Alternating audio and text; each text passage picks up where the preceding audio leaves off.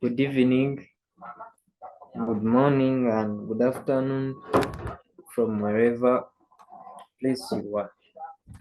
So, it has been a while ever since I last shared some content here with you, and I think today is the right time for me to try uploading something. So, in case you're new here, we talk specifically about forex trading, nothing else. We don't trade SMC, we don't trade ICT, neither trend lines. We trade the algorithm. So in case you're new and you find this helpful, take some time to hit the subscribe button, like and comment in case you have issues concerning this, or you want to request for something, or you want me to do a specific video for you so that you can learn something from it. So I got a comment about QMs. Someone was asking how do I use QMs and what are QMs, such stuff. So it's something that I'm going to be breaking down. What are QMs, how to use them in trading, and some sort of stuff. So in my last video, it was about this USD recap. So I was expecting it to skyrocket up, and as you can see, it's also doing exactly what I wanted. So these are so far 135 pips, not bad for a starter or a fresher. So long as it's going in our way, we are winning, which we all want. So I don't want to take a lot of time. Let me try to find a blank chart here and start afresh so that we don't waste a lot of time. So what is a QM? A QM, let me say, it's a formation formed when price tries to break to give us a continuation, but later on the continuation fails and takes up a different direction. The definition may be a bit hard to understand, but in simple cases it can be formed like this. Let's say price forms here a swing low like this. So here, this is our swing low. Price forms it, that V formation, and later on, let me try to make it big. Price forms that V formation, and later on, price takes it out. So price drops down, and still again after dropping, it still breaks this high, the high that was formed before that drop down.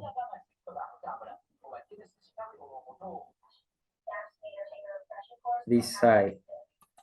So in case we have something of this sort, then after price takes out that high also. So by seeing this, we can say this is a QM, and most people shall be interested in buying from this region, from this left shoulder, expecting price to pull back onto this left shoulder so that they can take their entries at that point. So they will be waiting to capture their buys with their stop losses just below, targeting higher prices. So this is the old formation of a QM. It's the old formation of a QM, but ours or mine which I use is a bit more advanced. So I derived it from this, but it's not exactly this. So as others are waiting for taking trades at this left shoulder, me, I look at something more within this region, not this left shoulder, because they also know that you know these formations, the left shoulder, and other people who trade the head and shoulder. Yeah, this this retail stuff. So they also know that they are also capable of getting such a trade. So they don't want to trade with them. They don't. That's why they shall always twist it a bit. We said the market is not always as easy as these other people say. They tell you several patterns, what and what, but the market is far from that. It's far beyond that. So they always trick. So that's why you see, you study something, you come to the market, it doesn't work out. So that was a bullish example. So for the bearish one, price forms a swing high. It later on takes out that swing high and then takes this swing low. So this can also be a QM. So price took out this swing high and after it took out this swing low. So to me, this is also a QM and I can't expect price to go above this strong high that has been created right now. So I expect moves like this, price pulling back so that I can take sales. But to take those sales still, there is something that I configure, something I watch out for. So in this case, I take this swing high as my high of the range and this low as my low of the range. So I expect price to come back, to pull back past the equilibrium. I don't wait for it to reach to the 0.618 or whatever Fibonacci levels others tell you. I try to simplify everything as easy as I can. So long as price reaches past this equilibrium, I'm okay to sell. So I can sell from there targeting lower prices. Or even if price goes the whole way here up, I can sell from there. So long as it takes out some liquidity or inducements within this premium price range. So that's it for the QM. And here is the logic behind to someone who has been always confused. We know we have several types of traders. We have trendline traders, support and resistance traders, and even there's this type called the breakout traders. So breakout traders are also retail traders. The only difference with them is they have, in their trading style, they have a lot of capital. So they require a lot of capital. So they have money, meaning they can dump positions or pending orders anywhere in the market. So in case the market is in an uptrend, moving like this, breaking highs and keeping the lows strong. So what happens for these breakout traders? They shall have pending orders at these lows. They will have sell stops at these lows and they shall have buy stops at these highs. I hope you get me. Meaning if price comes to this high and breaks it, their pending buy stops shall get triggered, and if price continues going higher, they shall be in profits. And still the same case, they have sell stops at these lows. So once price breaks this low, the previous low, and continues dropping, they shall be in profits.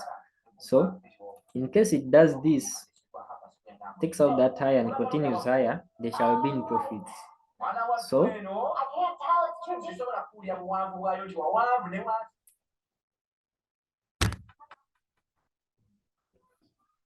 so they shall always have pending orders at the swing highs and pending orders at the swing lows. So if price takes out this swing high and pulls back and continues into the direction, they shall be in profits. The same applies if price takes out this swing low and continues dropping, they shall be in deep profits. So what does that mean? It's not that easy to make money from the market, we all know. So it seems obvious that even if the market is in an uptrend, so the only way they can make money is if they don't use stop losses. But once they have stop losses, they shall always lose. So in case they have a pending buy stop at this high, price shall shoot up, like it or not, it shall shoot up, trigger their buy stop, put them into some few profits, and later on pull back to hit their stop loss and later on continue in their direction. So that is what I was meaning. If they don't have the stop losses there, they shall make money. But if they have stop losses there, they can easily lose money also. So that is why I say, I personally, because I've backtested this and it works out for me, and I'm sure it can also work out for you. At these swing highs, we always have liquidity there. What type of liquidity? Sell Gundi, buy stops at those swing highs. So for these breakout traders, they have their pending buy stops here. So price has to seek out liquidity from those buy stops, and same applies to these swing lows. So that is why I say that swing lows have liquidity and even swing highs have liquidity.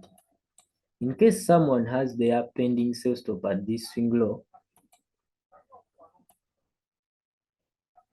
they have a sell stop at that swing low, meaning if price drops past this swing low and triggers that sell stop and it continues dropping, they shall be in profits. So if price does this, they shall be in profits. But price shall trigger that sell stop, give them a few profits, and after pull back, hitting their stop losses, and later on continue in their direction. So this tapping into this previous low can be regarded as a liquidity grab, and those are ICT concepts. So we shouldn't mix these things. I only use them as confluences. It's not that it's what I trade. So what exactly makes these QMs so strong? Because it's what we were discussing about. What makes these QMs so strong is because they always happen in most times when liquidity has gotten taken out and we have a strong low, either a strong low or a strong high. For example, if a QM is forming like this, let me say a bullish QM, price has to first form a swing low. And remember what I said about swing lows. Swing lows have liquidity below them. So price drops, activating the sell stops below this swing low and pulling back. So this only confirms to us that price has taken out liquidity from the previous swing low. So price has taken out liquidity from this previous swing low.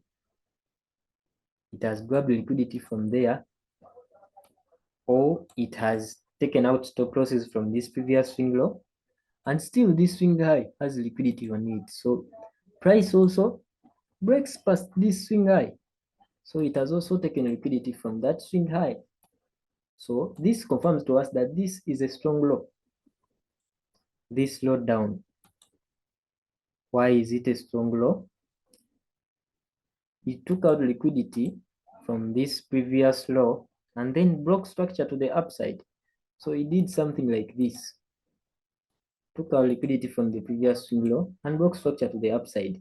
So it has given us a bullish QM. So people are expecting to buy from this left shoulder. But that's not me. I'll be expected into looking for price to take out the inducements within this move. So that is what validates a strong QM. A strong QM must always take out liquidity from the previous swing low, if it's a bullish one, and then take out liquidity from the previous swing high. That confirms that this low is a strong low. And no matter what happens, it's very hard for price to break past this level.